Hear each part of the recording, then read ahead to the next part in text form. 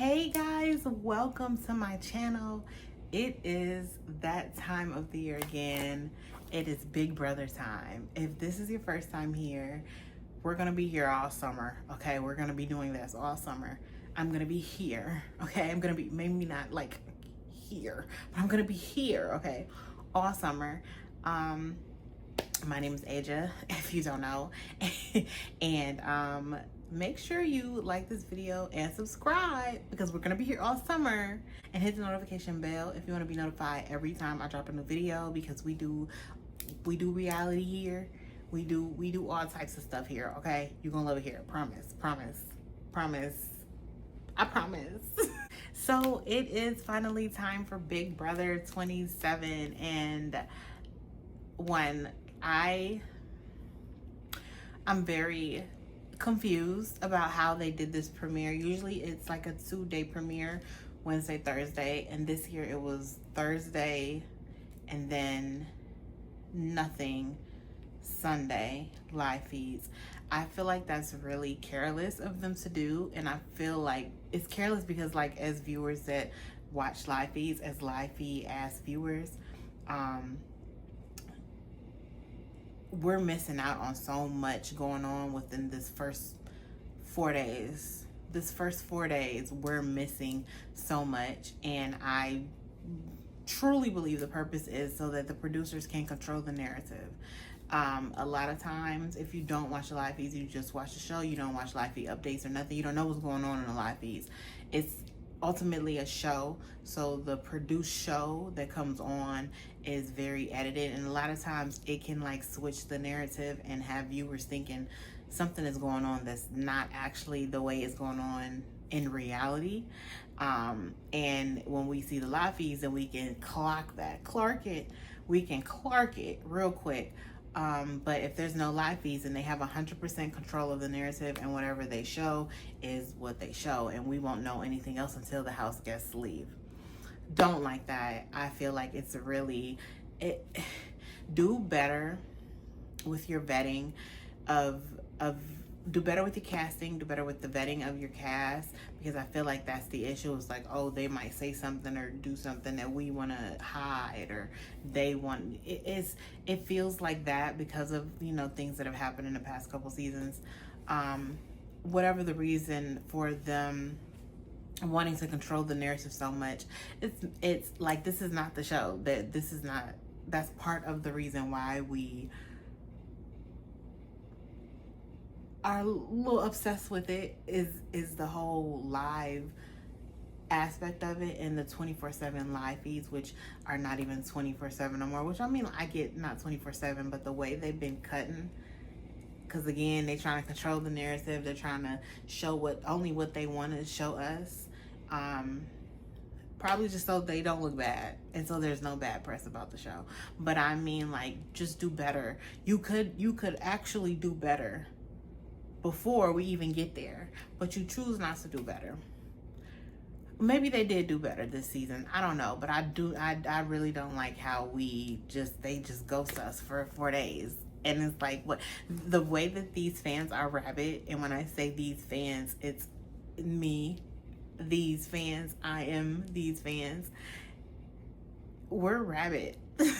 We're rabid. We want to get fed. We want these live feeds. We want the drama on the show, 3 episodes a week. We want to eat, baby. And when you give us, when we're so excited, and, you know, you're doing the cast reveals, and we're making videos, and we're watching videos of the cast, we're doing drafts and all of that stuff before we've even seen the show, before the show's even premiered, and then you want to give us that premiere, you want to give us a little nibble, a little bite, you did the choo chugga right in our mouths, and then snatch that motherfucker right back for 3 days. I feel like that's egregious. That's crazy. Let's get into this premiere.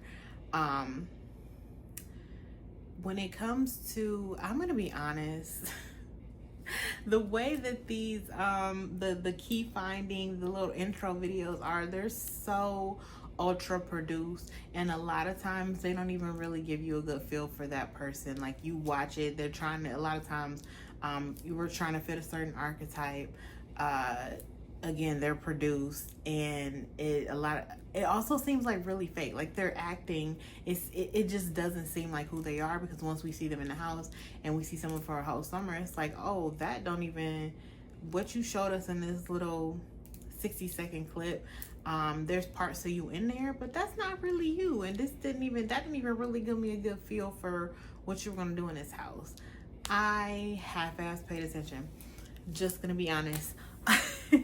My faves, first of all, Keanu is so motherfucking fine. And when he said he's a dungeon master, I love me a fine, nerdy nigga. Ooh, that's my favorite. That's my favorite. That's my favorite. Oh my God. So, he's all big and pick me up. Yeah, that's scrumptious. The guy who I'm finding it. Vincent. Got it, found it. Vincent lives with his parents. His whole thing is he's unemployed, and I'm like, is that your whole personality, is you're unemployed and live with your parents? Because the amount of times that he's brought that up is sickening. It's sickening. Like, okay, we get it. You're unemployed. We get it. You live in your mom's basement. We get it. I swear we get it. We got it. We're all set. Do something else. That can't be your thing. Why would casting be like, this is what we need? Sure.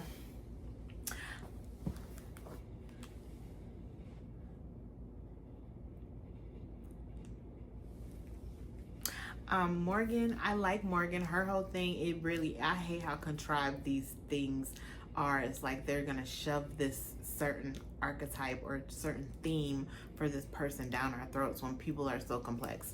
But this whole gamer girl, I'm a gamer girl, and it's so reminded me of Mary Mother for some reason, because it's like, why these labels are just it's so cringe. It's so weird. Nobody like really talks like that, do they?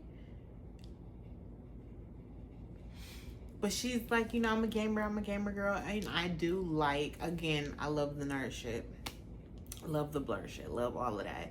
And I love women in like nerd fields, because period, women in STEM, period, do that shit with these male-led fields, and they be having their boys clubs, and they don't really be letting women in, but the women that get in, they be fighting to get in. She be streaming like a motherfucker. I heard she be streaming like she's a streamer, like she streams for hours almost every day, and period, love that for her. She seems interesting. I feel like she'll be interesting, and because she does play video games, maybe she'll think about this game in she'll bring a new perspective to it. I love Ashley. I really do like Ashley. If I had to pick a winner pick, at first it was Mickey, but then she started talking. It's Ashley. It's Ashley for sure. Lauren, I do like Lauren. Lauren, as soon as I saw her, I'm like, she's America coded. She's so America coded, and they be doing that too. The whole meta of it all, like they will try to find if a certain archetype was really popular and like a hit or character was a hit. Character archetype, whatever, was a hit last season. They try to like kind of recreate that. We can't recreate lightning in a bottle, but they try to recreate that, and I feel like this was them trying to cast the new America. She said something about liking gentle giants, so I feel like that's like they're breadcrumbing us for her either messing with Keanu or Zach, or maybe that's who they want her to be with. But because I feel like they had so many days for them to create a narrative for things to be going on, because remember, they in this house 24/7. So while we watch it for an hour 90 minutes, they live in it 24/7. So I feel like a day in that house that we missing is like we missing a good week. Well, maybe if the cast is moving and grooving, especially it's the first week, it's 17 of y'all in there. Bitches packed. They packed in there like sardines. They just, did you see them bunk beds? They is packed in there.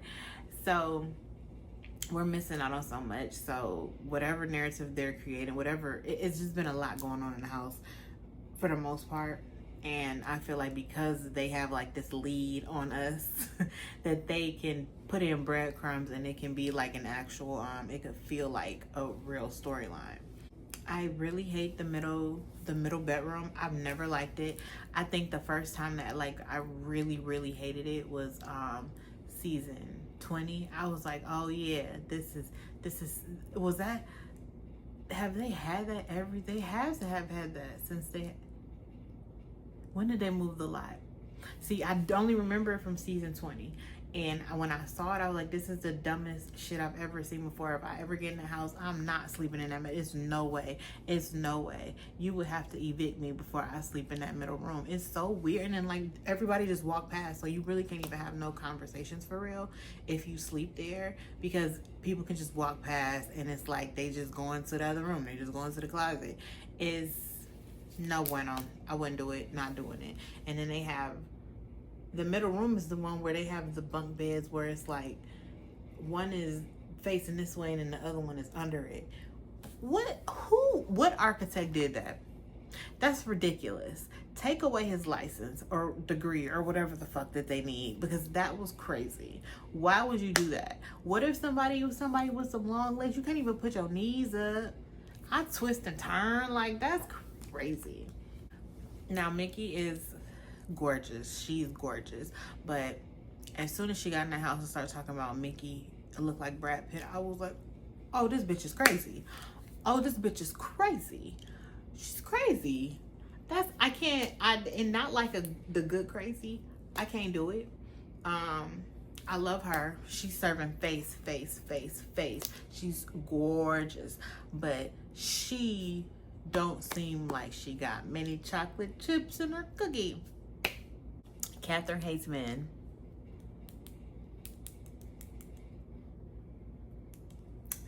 She said everything in that little clip, and I love how they played it. And in her intro, she said, basically in paraphrase, I hate men.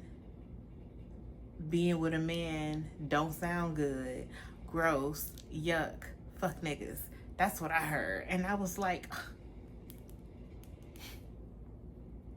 you ate that one up. You ate that up, sis. You ate that up just for that, girl. Just for that. I got your back, girl. I got your back out here.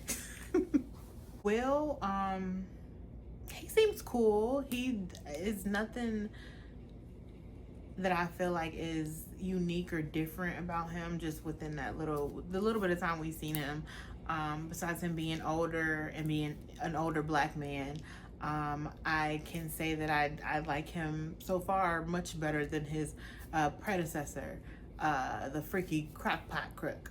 That was, I hope to never see him again. That video, it's in my nightmares. It's in my nightmares. I can never look at a crockpot the same way again.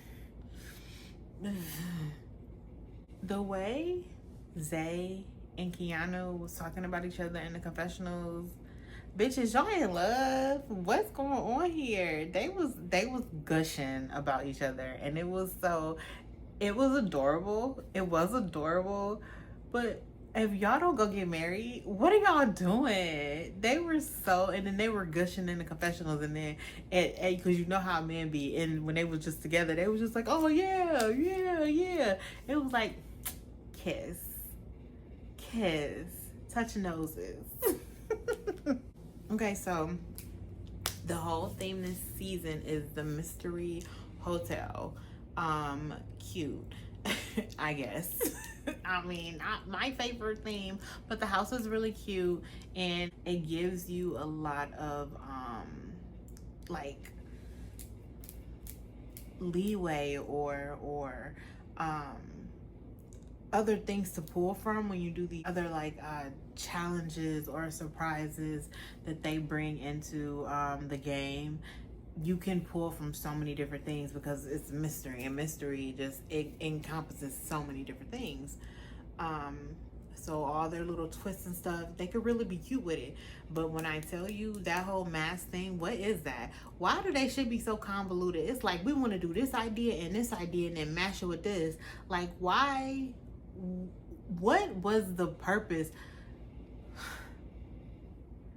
It was so unnecessary. I feel like it was so unnecessary. This is such a good thing for you to expand on, and this is what you're doing. You're not even expanding on it. You're bringing in something. What was the masked man's name? I don't even know, but he had an accomplice. And was he the one that kidnapped Julie? He kidnapped Julie. I don't know. It seemed very unnecessary. It feels like this is not gonna have much of a payoff. But let's go back. So the house guests, once they go in groups of 4, they go in, a timer has started.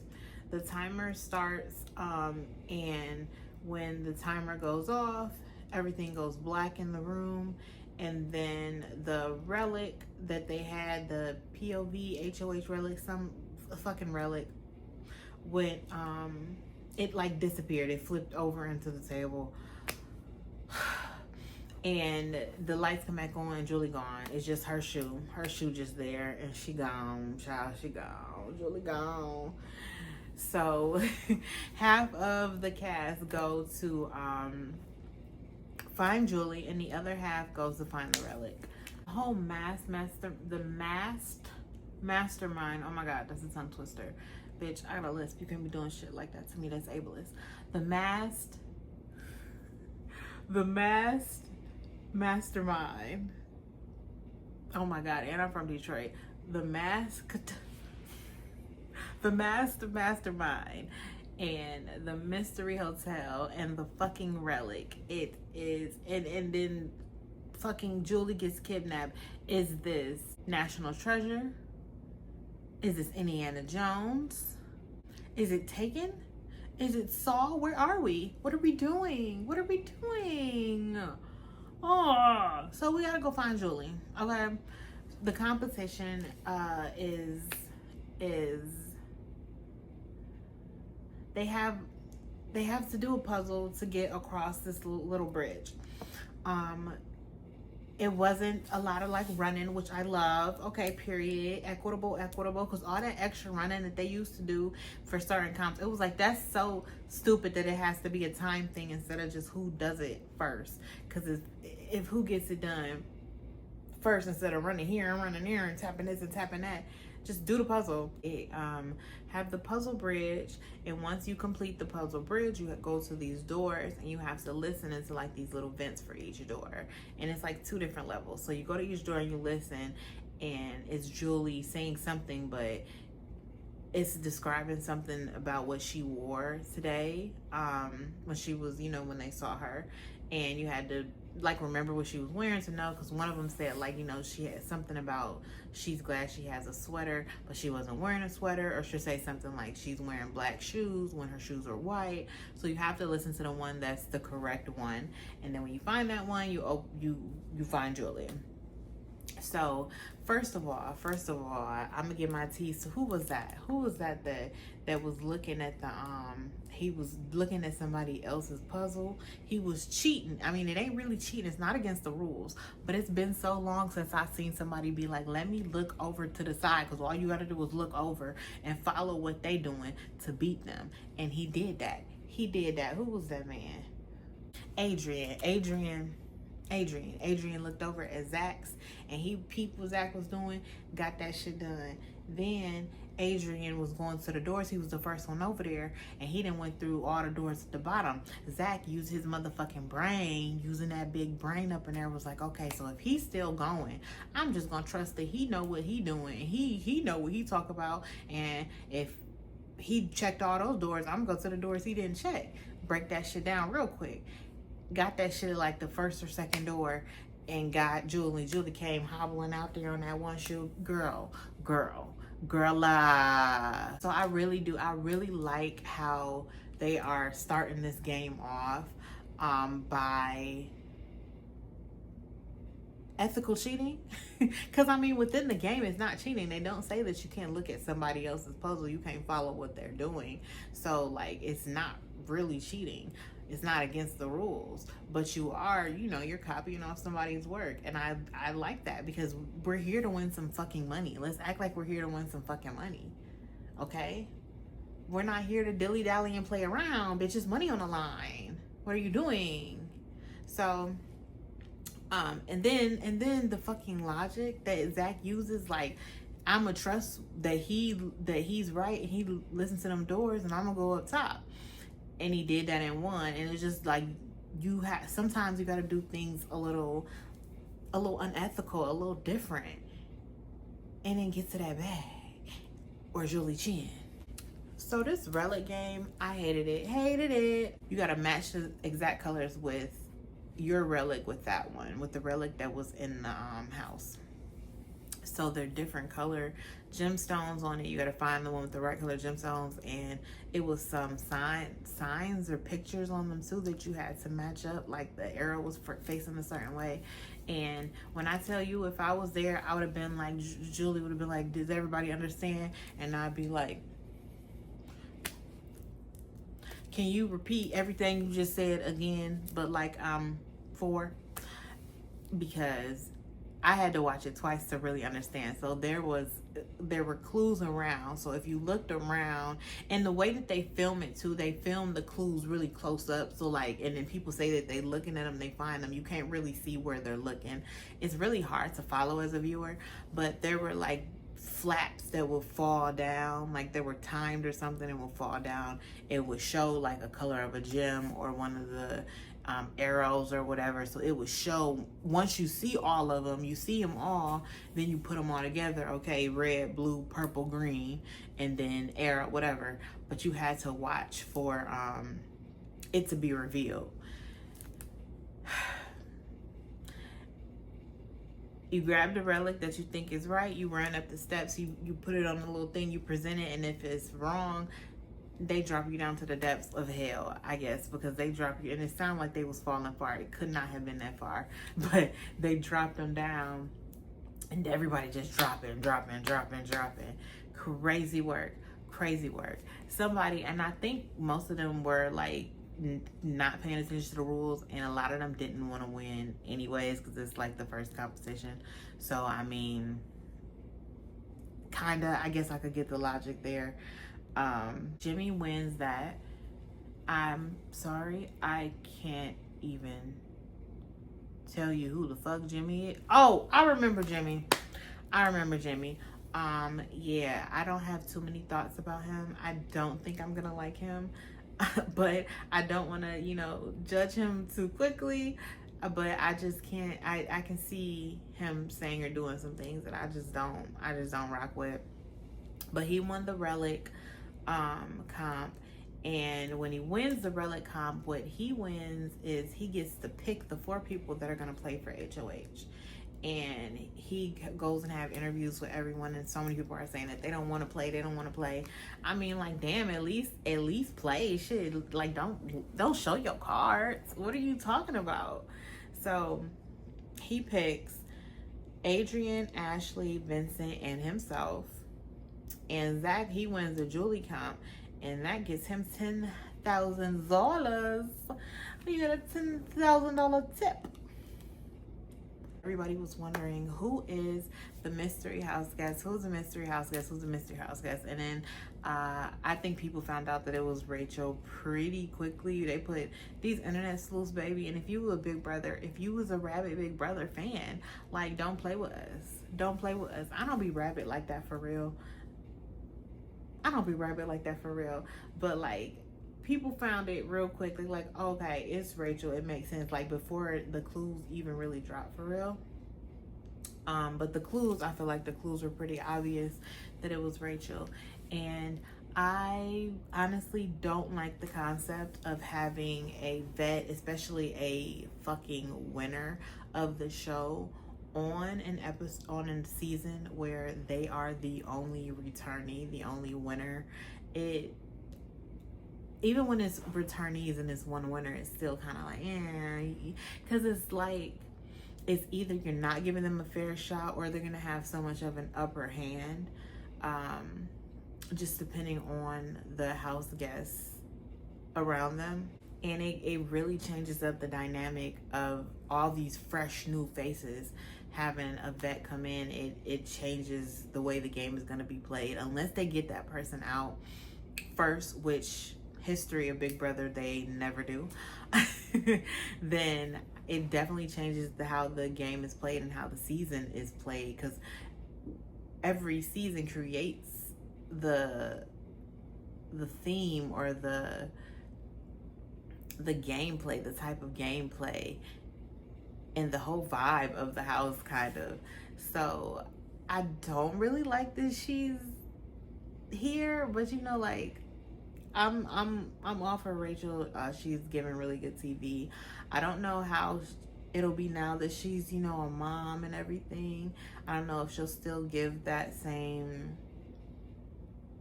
je ne sais quoi. I don't know if she'll still give that same energy, you know. But like, I'm open to it. That is the first season I remember watching like live all the way through, and I was like, oh, I don't know if I like her. Love Story's kind of cute, but this TV that she's giving me, this drama that she's giving me, this drama, period. This is what I need. This is what I need when I watch reality TV. So, you know, we gotta make do with what we got, baby. Like, I would prefer her to be with people that are that have already played. I know she was supposed to be on the last All Stars, but she was pregnant. So like, I get it. She really wants to be back in the house, but I just feel like she should have waited, maybe, or maybe make them, she got some pull, make them do an All Stars quicker. I don't know. Make them do half new era, half other era, older era. I don't know, but this idea. But we're here now. We're here. We're queer. I like this balance comp. I feel like this is one that they've done plenty of times before. It's really, really equitable. I really don't like how they make everything so intricate, like it's all connecting to these like machines. Like, you're spending so much money and time on that when you could just you don't connect it to nothing. Do like Survivor be doing, make it color coded or something, and you know, just hang the shit on the shit, hang the shits on the shits. Like, it's really, you don't gotta do all of that. It's so cartoonish, but I mean, like, I guess that's part of the camp. Ooh, I guess. But I do like how equitable the comp is. It's really like, it's no running, it's no endurance, it's nothing physical.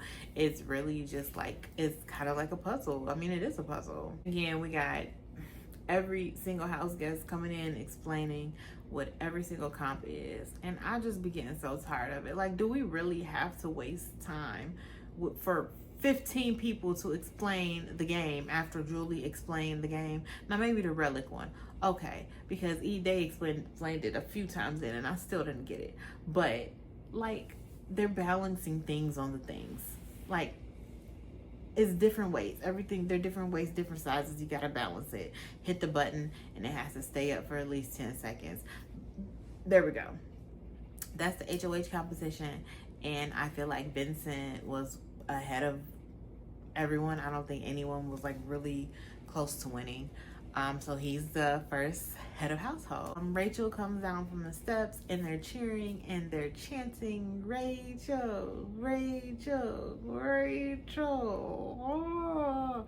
If I was in that house, I would have been looking at them like they're crazy. Why are you chanting her name? Like she's Beyonce and we're at Cowboy Carter. Why are you chanting her name? She's our opponent. What's wrong with you all? That was some real crazy shit to me. Like, do y'all understand where we even are? Do you get it? Do you get what's going on right now? It was so weird. And then also, like, the people that are chanting are the people that know her. the people that know her are probably bigger fans than anyone else, other people that don't know her, because that was a while ago that she was on for those 2 seasons. So it was ridiculous. It was so crazy. Like, shut up. Shut up. That is so stupid. Get a fucking grip.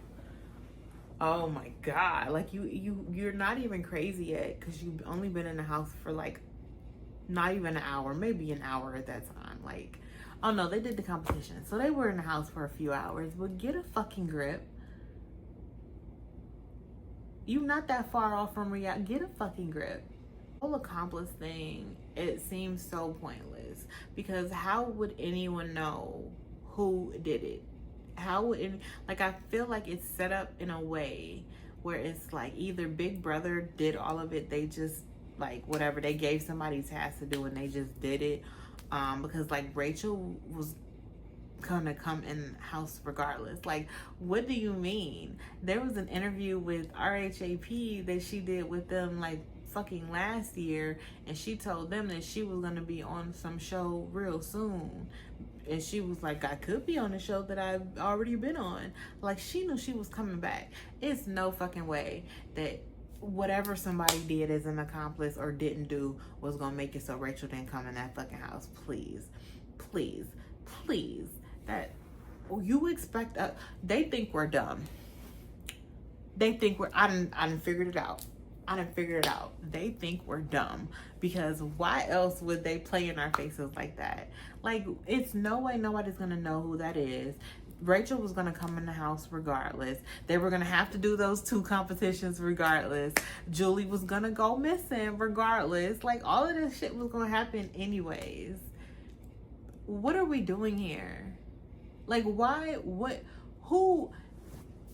It's not making sense. I'm trying to connect the dots here and they're not connecting. It makes no sense. They think we're dumb. They think we're dumb. The accomplice is pointless. They're not going to figure out who the accomplice is. It's no way to figure it out. Like, we can go back and play back stuff and look at clips again. They don't have that view that we have. They can't replay anything. They can just go off of what happened, what their view was at that moment. And it's no way that they're going to figure it out. And it didn't have any impact on the game for real. Like, at least make it worth it. Like, at least do something that makes sense. At least do something that has some type of impact on the game. At least do something that's dynamic, that's gonna shake some shit up. They're just doing shit just to do it. They're just doing shit just to do. Some producers like, oh, I want to be in a mask. I want to be in a mask, and let's kidnap Julie and let's have her shoe out there and let's promo it. And what's up with the fucking promo? Because the people that's watching is gonna watch it anyways. You're not doing nothing different to get a new audience. I'm sorry. The people is here. It's the niggas that was here last season, the season before, and the season before. Okay, it ain't that many new niggas. You gotta get it together. It was a bunch of fuck shit for no reason. The comps were cute. The comps were equitable. I hope they continue to be cute and equitable. Like, that's really what I need. And I need more older women. We need more older women on the show. More Felicias, more Cerise, and dare I say, more Angelas. Mostly more Cerise and more Felicias. I'm so excited. I don't like this whole gap thing, but whatever. We already harped on that. I'm excited for the summer. I'm excited for the season. And I'm excited to see this all play out. What did you guys think of the premiere? What did you guys think of this whole gap that we have to sit through and wait through? I'll see you guys real soon. We gonna come back.